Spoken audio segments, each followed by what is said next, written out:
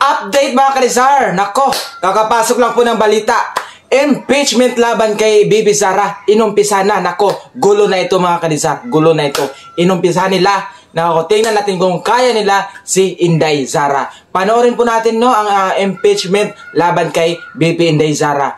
Yes, mapapanood din po ang full video sa ating YouTube channel, Lizar o The Admirer. Thank you so much. Panoorin po natin guys. Nako, gulo na talaga to. Gulo na to. Tingnan nyo, panoorin nyo po. At 4:30 p.m. today, the Office of the Secretary General received an impeachment complaint against Vice President Sara Duterte, filed by civil society groups. The House of Representatives is constitutionally mandated to act on any impeachment complaint filed in accordance with the 1987 Philippine Constitution.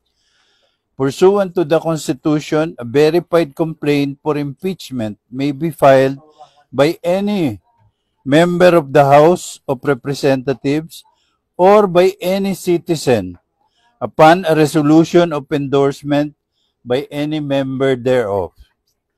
It is crucial to underscore that addressing an impeachment complaint is not a discretionary act for the House of Representatives, but a constitutional obligation. The Constitution prescribes clear steps to ensure fairness and adherence to the rule of law.